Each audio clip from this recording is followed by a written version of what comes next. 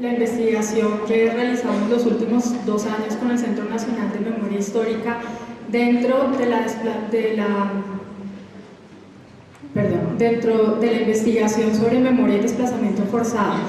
Esto que les voy a presentar hoy corresponde al componente de pueblos arrasados, que es un componente, digamos, que parte de una conceptualización que es nueva. Cuando nosotros iniciamos este proceso con el Centro de Memoria Histórica, lo primero que tuvimos que sentarnos a pensar era precisamente qué íbamos a entender por arrasamiento. Como ustedes saben, el arrasamiento muchas veces está ligado a las estrategias de tierra arrasada, que son estrategias militares que se han utilizado en diferentes conflictos para restarle capacidad al enemigo. Sin embargo, como nuestra investigación hacía parte de la investigación en desplazamiento forzado, decidimos hacer, digamos, un paralelo entre el tema de arrasamiento y el tema de desplazamiento forzado, que es lo que vengo a comentarles el día de hoy.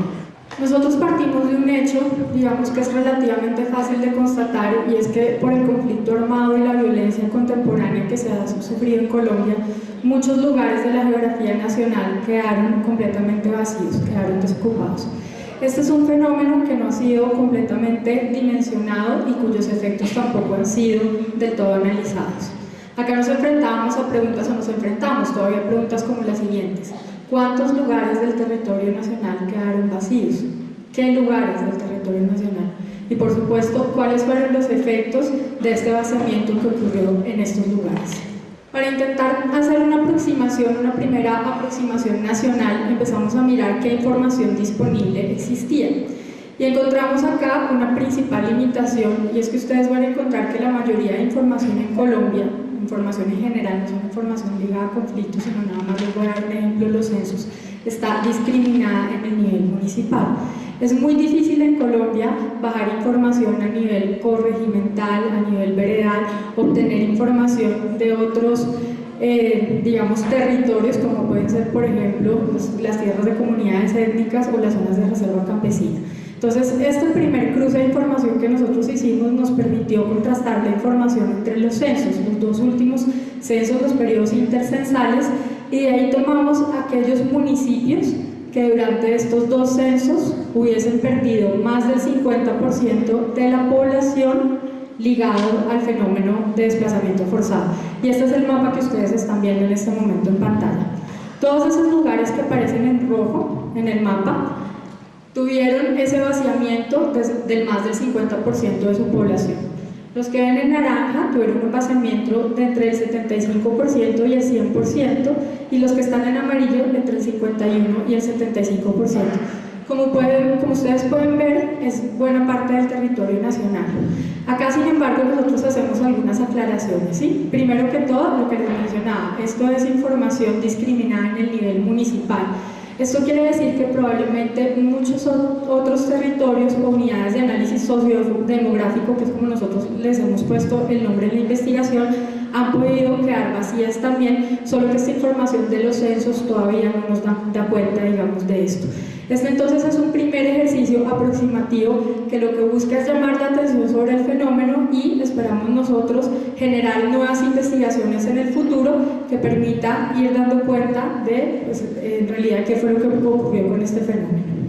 Como ya les mencionaba, este análisis municipal nos permite identificar otros territorios que pudieron quedar vacíos, y yo acá les voy a dar algunos ejemplos: veredas, corregimientos, centros poblados, resguardos indígenas, territorios colectivos de comunidades negras, zonas de reserva campesina e incluso barrios de ciudades. Acá, yo no sé si de pronto ustedes, dentro de la experiencia, digamos, que tienen, o si ustedes provienen de algunas regiones, pueden pensar de lugares en los que haya ocurrido este fenómeno. A nosotros como investigadores nos ha ocurrido que después de hacer esta investigación, cada vez que viajamos y cada vez que empezamos a recorrer el país, empezamos a encontrar nuevos lugares como estos en el territorio nacional. Entonces acá también, pues, es un llamado de atención para que todos ustedes, si conocen alguno de estos casos, pues también puedan comentarle al centro, porque no hay forma, digamos, de hacer un análisis exhaustivo de estos temas si no es, digamos, con esta información casi, digamos, que uno a uno y comunitaria. Para trabajar entonces y ahondar en el fenómeno, tomamos un caso ilustrativo en el Meta. El municipio del Castillo, que está ubicado más o menos a 5 horas de Bogotá, uno llega por Villavicencio y luego coge una carretera en más o menos buen estado y está en 2 horas más allá, o sea, es un municipio muy cerca a Bogotá y eso es algo que impacta cuando uno se pone a ver pues, qué es lo que ha ocurrido en este lugar tan cercano en los últimos 30 o 40 años. Tiene una ubicación que es absolutamente estratégico, está ubicado en las estribaciones de la cordillera oriental, entre esta cordillera y la serranía de la Macarena. Esto hace que sea un municipio que tiene prácticamente todos los pisos térmicos, su altura sobre el nivel del mar va desde los 350 metros hasta los 2000 metros y en la parte alta del municipio se encuentra buena parte del Parque Natural Nacional Sumapaz.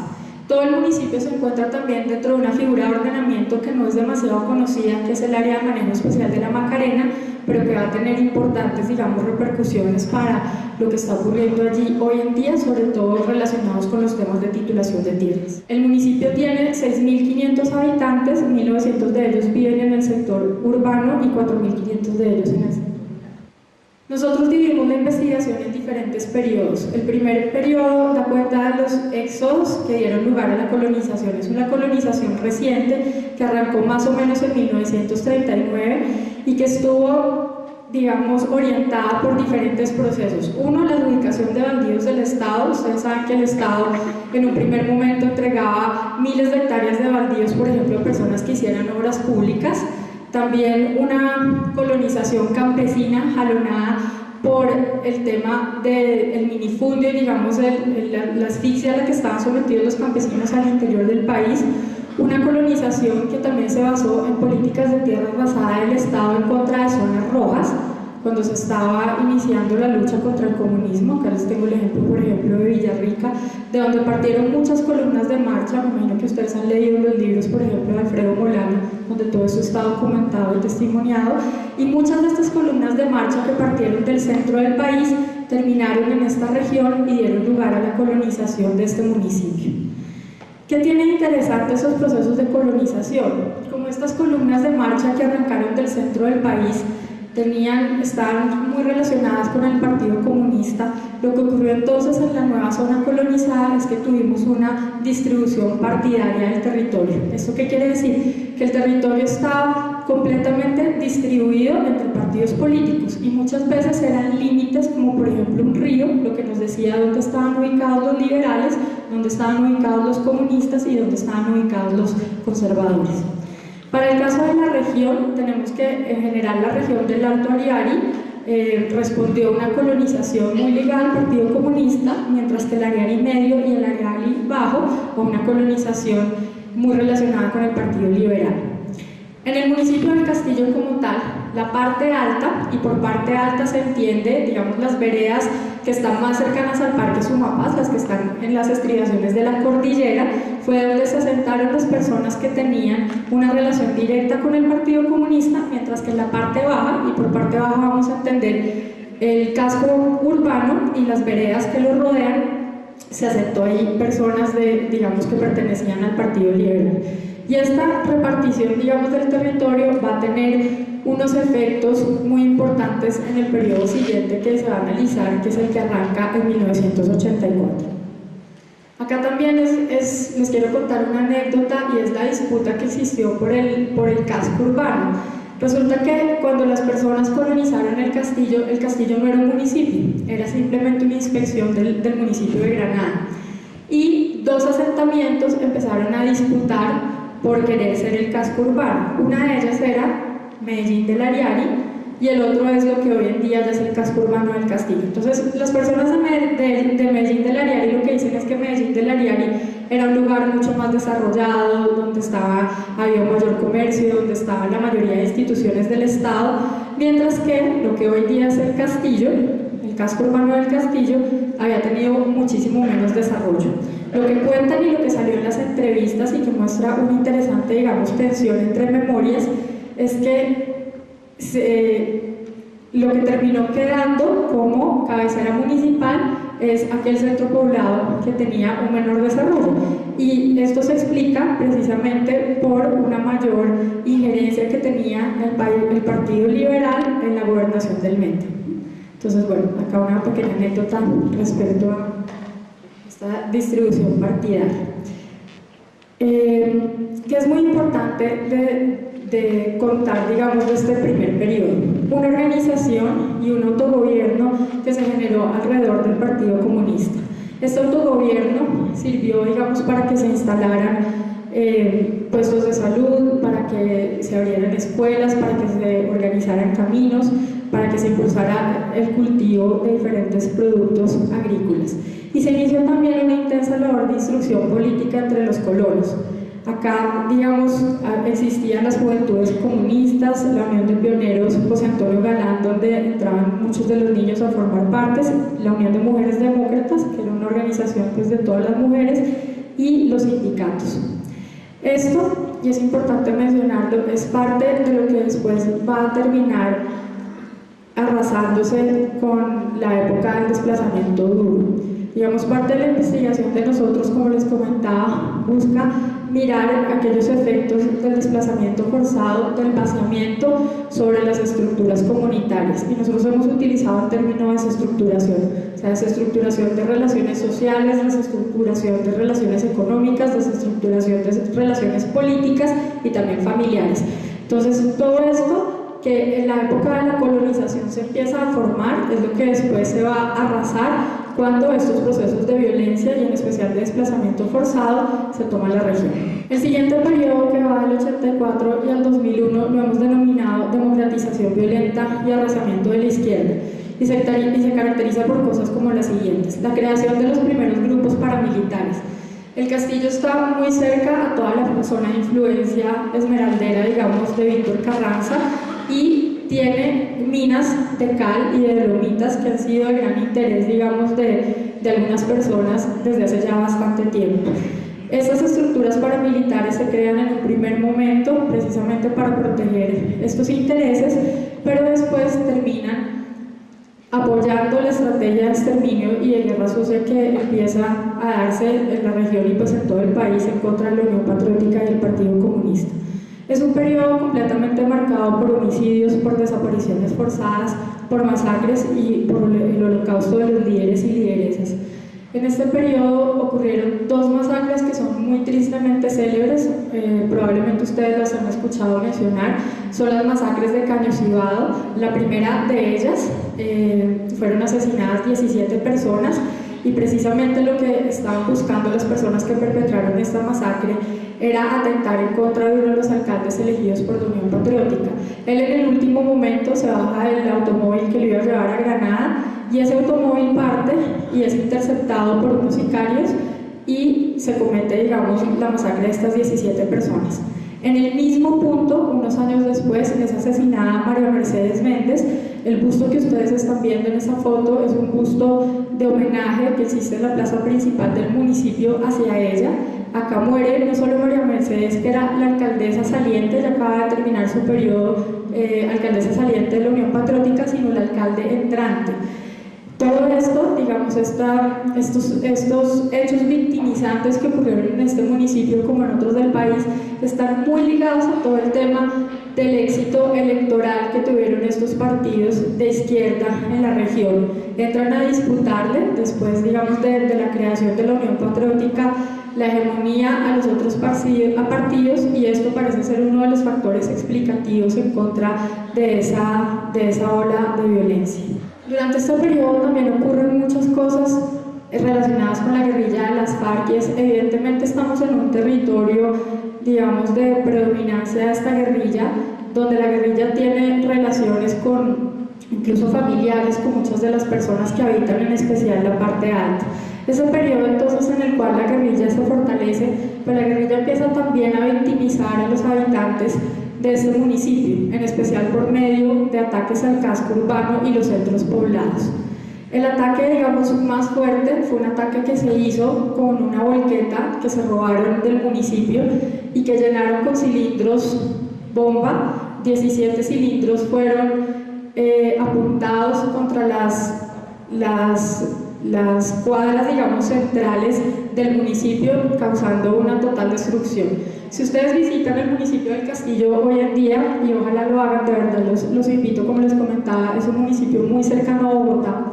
Ustedes van a encontrar el parque principal, que está en buen estado, en buenas condiciones, hay una concha acústica, está en este busto del que les mostré la foto, el monumento, pero hay 2 cuadras que aún hoy en día están completamente destruidas y que han pasado más de 10 años y no han sido todavía reconstruidas por el Estado.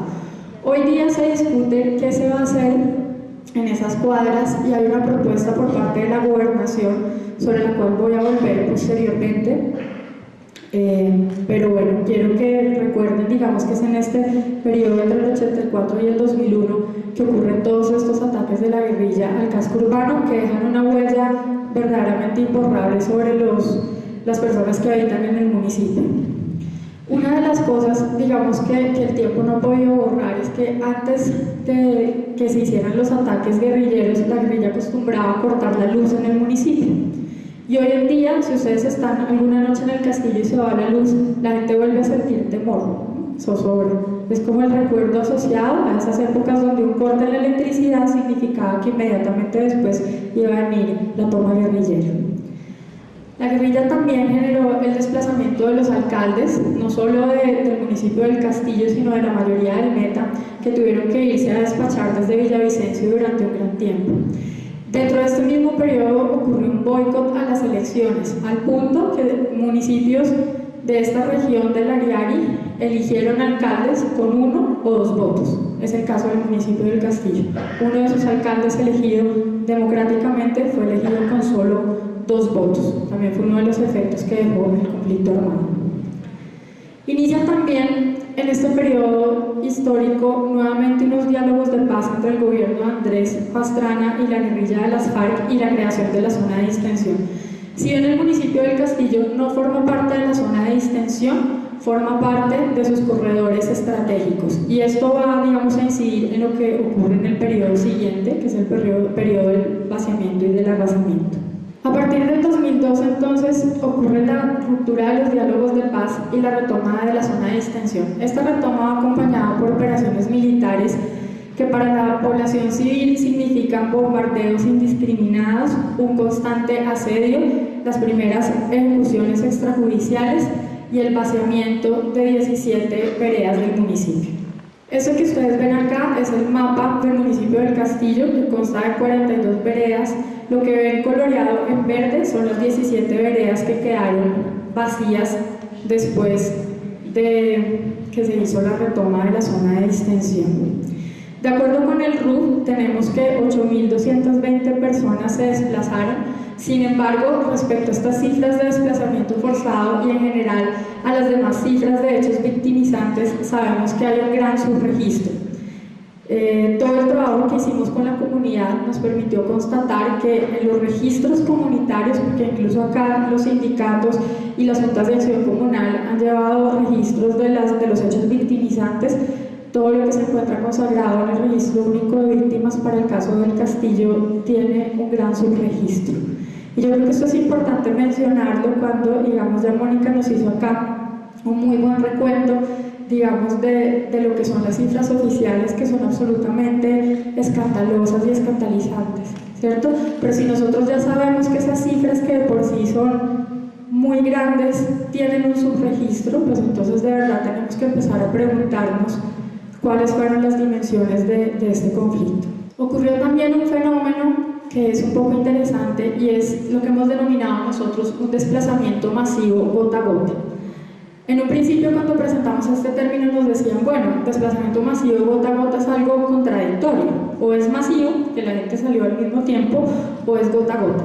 Lo que nosotros encontramos en la investigación es que es gota a gota porque las personas no podían salir todas al mismo tiempo del territorio porque corrían el riesgo de ser asesinados, pero digamos que fue masivo porque en realidad obedeció a unos mismos hechos y se dio dentro de un periodo de tiempo muy corto. En el Castillo ocurrieron hechos de confinamiento en las escuelas. Cientos de personas de diferentes veredas que ya sentían que su vida estaba en peligro se fueron a vivir a las escuelas durante determinado tiempo, cuando la situación se puso mucho más complicada porque empezaron ya a haber enfrentamientos entre la fuerza pública y la guerrilla de las FARC, donde incluso se interceptaron algunas caravanas que llevaban ayudas humanitarias, y estando pues completamente rodeados por los paramilitares que se han instalado en el filo de las montañas, las personas toman la decisión, las personas que están confinadas en estas escuelas, de desplazarse hacia el mismo municipio o hacia municipios aledaños. Y su estrategia de salida es salir de manera individual. Entonces las personas se llevaban, si acaso, una mula, algunos salían por la carretera, otros cogían por el camino, por la montaña y salían a los municipios de atrás, a lejanías, por ejemplo, a mesetas, otros iban hacia Villavicencio. Y esto hizo que en un muy corto periodo de tiempo, les estoy hablando de semanas, máximo de meses, cientos de personas que estaban confinadas en las escuelas salieran del municipio. Y esto es lo que nosotros hemos querido denominar desplazamiento masivo gota a gota. Gota a gota porque fue una estrategia para poder preservar la vida, pero masivo porque en realidad se trata de un desplazamiento masivo que, como ustedes saben, las normas colombianas lo han definido como aquel desplazamiento en el cual salen más de 50 personas o más de 10 familias. Voy a hablarles entonces un poco de los efectos, digamos, de este vaciamiento en el territorio. Primero que todo, tenemos una creación de paisajes del miedo. Creo que los paisajes del miedo más impactantes que encontramos son aquellos precisamente de encontrar una gran cantidad de calles vacías, de casas abandonadas, de fincas que se está comiendo la maleza, destrucción de lazos comunitarios. La gente nos dice una desconfianza. Incluso para las personas que están regresando al territorio es muy difícil, después de todo lo que ocurrió, confiar nuevamente en el vecino. Entonces todos estos lazos y todo esto que se ha construido durante décadas antes del desplazamiento se perdió, y las personas hoy en día han regresado, pero han regresado con miedo y han regresado con temor porque no saben qué hicieron sus vecinos durante todos estos años y si alguno de ellos tiene vínculos con algún actor armado. Se rompen esos lazos vecinales y comunitarios, se instala el miedo y la desconfianza como forma de vida y hay un constante señalamiento. El arrasamiento familiar, esto es algo de lo más dramático que encontramos, y es encontrar familias enteras donde sus miembros han sido asesinados o han sido desaparecidos forzadamente, pero digamos lo que nos llama la atención sobre esto son dos cosas. Primero que todo, son siempre familias donde alguno o algunos de sus miembros militaban en los partidos políticos de izquierda. Y en segundo lugar, lo que las familias dicen es que se conformaban listados, es decir, puede ser que yo militara o formara parte de un partido, pero entra todo mi núcleo familiar a formar parte de una lista y esa lista es perseguida, esa lista es exterminada y las personas dicen que esas listas ellos sienten que están vigentes hasta el día de hoy. Es decir, la percepción de inseguridad no ha cambiado y muchas personas del Castillo sienten que su vida sigue corriendo peligro precisamente porque su familia está señalada como una familia que tiene que desaparecer y que tiene que ser exterminada. Acá yo les traje dos testimonios de arrasamiento familiar que son muy fuertes, pero que me parecía pues importante compartirlos para que esto no quedara solo como una exposición, sino poderles traer algo de las voces de las víctimas. Voy a leer. Por lo menos a mí en el 95 me mataron un hijo. Lo mataron junto con el hijo de Marco Silva subiendo de Granada a Villavicencio. A él lo mataron por la mañanitica, se llamaba Omerlis. Eso para mí fue muy difícil, y en el 97 para mí aún más difícil cuando me desaparecieron a mi otro hijo. A los 17 días me llamaron de Cubarral y me dijeron, venga que encontramos un NN, era mi hijo. Fui y me senté en el parque, y el de la funeraria me dijo, camine, y cerró las puertas y me dijo, a ustedes se los quieren llevar. Ese ustedes se los quieren llevar es muy importante. La persona que nos dio este testimonio nos contaba cómo ese mismo día, cuando ya estaban, digamos, en la funeraria, se cernía también un peligro sobre ella y el resto del núcleo familiar, y de hecho tuvieron que huir ese día gracias, digamos, a la alerta que les hizo este vecino. Otro testimonio sobre arrasamiento familiar es el siguiente. A mí me mataron un hijo en Villao en el 93, y no solamente a él, sino a la esposa, a la compañera con la que él vivía. Fueron torturados, les metían los alfileres por acá, nos señalaban los dedos. Contenedores como quien está chuzando una rellena. Ella tenía cabello muy largo y le cortaron todo su cráneo con el cabello y todo. Le pegaron 17 puñaladas, torturados a más no poder. Otro tipo de daños muy ligados al tema del vaciamiento y del arrasamiento son los daños a la infraestructura comunitaria. Todas estas escuelas, esos centros de salud, esas casetas comunitarias que la comunidad había construido con su propio trabajo dentro de esas estrategias de autogobierno que les comenté anteriormente, quedaron destruidos después del vaciamiento. La foto que están viendo ahí corresponde a la vereda de Miravalles, es una foto reciente, la tomamos el año pasado, han pasado pues muchos años después del desplazamiento forzado y este es el lugar donde los niños siguen tomando sus clases. En cuanto a daños a la democracia, encontramos pues la completa desaparición de los partidos políticos de izquierda. Yo quería traerles las cifras de lo que fueron las elecciones de la Unión Patriótica desde el 86 hasta el 2002, que fue el último año cuando la Unión Patriótica participó, y obviamente pues hay una caída en la participación política y en la votación hacia este grupo, pues que llevó ya a la desaparición total. Hoy en día, digamos que no ha existido un relevo generacional. Los niños, las niñas, los jóvenes tienen miedo de pertenecer a aquellos partidos a los que pertenecieron sus padres o de tomar un rol, digamos, activo dentro de la comunidad, tienen mucho miedo a la acción política y esto es un daño pues muy grande que además es muy difícil, digamos, de enmendar. La eliminación de organizaciones sociales y políticas, acá fue eminente la persecución a los sindicatos, a las juntas de acción comunal, a la Unión de Mujeres Demócratas, que también desapareció. Como les comenté anteriormente, boicot completo a las elecciones, alcaldes desplazados, funcionarios elegidos con pocos votos. Daños a la salud, y eso es otro de los hallazgos, digamos, más impresionantes y más fuertes y más dolorosos que obtuvimos en la investigación. Y es aquello que se podría llamar la somatización del sufrimiento. Muchas de las víctimas con las que trabajamos nos decían que ellos pueden dar testimonio y fe de que en efecto muchas personas han muerto por pena moral. ¿Sí? Eso es algo que a veces acá nos parece tan abstracto, como que las personas mueran de pena moral. Las víctimas nos dicen las personas sí mueren de pena moral. Y esto es especialmente relevante en el caso de personas de la tercera edad.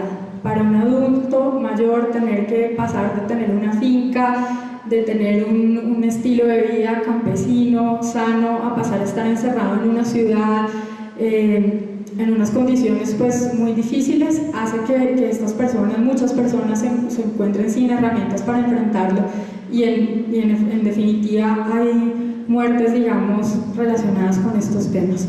Intentos de suicidio también, anorexia, que es algo que uno pues lo ve como muy lejos del conflicto, pero tenemos testimonios de varias jóvenes donde nos decían cómo todo esto que tuvieron que vivir les generó desórdenes alimenticios y como ellas han tenido pues que pasar por unos procesos muy largos y muy difíciles para poderse recuperar de estos efectos. Cáncer de seno, y esto fue algo que también nos impresionó muchísimo y ligado al tema de desaparición forzada. Lo que las mujeres nos decían es, conocemos a más de una mujer que cuando ha sufrido desaparición forzada de un ser querido, termina con cáncer de seno en la mama izquierda. Obviamente pues nosotros no somos médicos, no somos científicos, no tenemos digamos cómo comprobar estadísticamente esto, pero los testimonios existen y también sería algo muy interesante que se pudiera indagar más adelante con mayor profundidad. Lo otro que nos comentaban, una gran cantidad de niños con discapacidad que nacieron durante la época del conflicto. O sea, parece también que hay un pico entre los peores años del conflicto y los niños que nacen con condiciones de discapacidad. Fuerzas militares y paramilitares incurren en actos de vandalismo, quema y destrucción de bienes, robo, asesinatos, torturas, desapariciones forzadas, confinamiento y falsos positivos, mientras que las FARC es responsable por el reclutamiento de menores, por atacar el casco urbano y por todos estos temas relacionados con las elecciones. Bueno, dos temas de gran importancia. La respuesta institucional. La respuesta institucional, las víctimas dan fe de que ha sido absolutamente precaria. La gran mayoría de personas, la inmensa mayoría de personas del castillo no recibió ayuda humanitaria, obviamente no ha recibido tampoco reparación por vía administrativa. El castillo es una zona que no se encuentra microfocalizada para la restitución de tierras. Sin embargo, está el tema del Centro Regional de la Memoria que les mencioné con anterioridad. Yo acá les traje en estas fotos, uno es una vivienda de una de las personas desplazadas del castillo que vive en Villavicencio. vive en el barrio de La Nora, un barrio de invasión, en unas condiciones muy precarias, y no es el único, podemos decir que buena parte de los desplazados del Castillo todavía viven en esta situación. Y al lado el plano del proyecto regional de la memoria, que va a tener un costo de 10.500 millones de pesos, que va a salir por plata del Sistema Nacional de Regalías. Entonces yo les traigo esto porque hace 2 semanas estuvimos en Villavicencio en un encuentro que organizó la Gobernación para discutir el tema del Centro Regional de la Memoria. Personalmente llegué, digamos, con muchas sensaciones encontradas por lo siguiente: un espacio de encuentro de personas que no se veían hace 10, 15 años, que estaban en un auditorio de cuenta como este y que se volvían a ver y se volvían a reconocer. Entonces, algunas veces que fui al baño, en el baño de mujeres, me encontré una mujer que se encontraba con otra y la miraba y le decía: venga, ¿usted quién es? No, yo soy Florita. Ah, claro, usted es de esa familia. Y empezaban a hablar. Ese reencuentro de personas cuyas vidas, digamos, fueron completamente trastocadas por el desplazamiento forzado. Eso es muy valioso. Un ejercicio participativo que está intentando hacer la Gobernación, pero por otra parte una gran contradicción entre los costos del proyecto y las condiciones de vida de la población desplazada. Yo les traía esto simplemente pues a manera de reflexión frente a lo que debe ser la actuación del Estado, ¿sí? Debe el Estado, digamos, tener unas prioridades y primero hacer una cosa y luego otra, debe hacerlo todo el tiempo. ¿Qué hacemos con el tema de las reparaciones que no le llegan a las personas versus recursos que por regalías sí se pueden tramitar muy rápidamente? Y finalmente, contarles sobre los riesgos que se ciernen todavía sobre el municipio.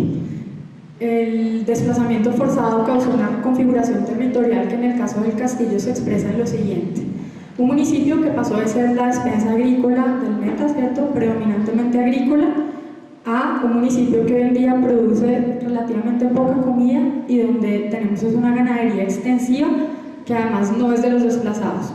Otras personas llegaron durante el desplazamiento, alquilaron estos predios o se apoderaron de estos predios y hoy en día tienen ganado.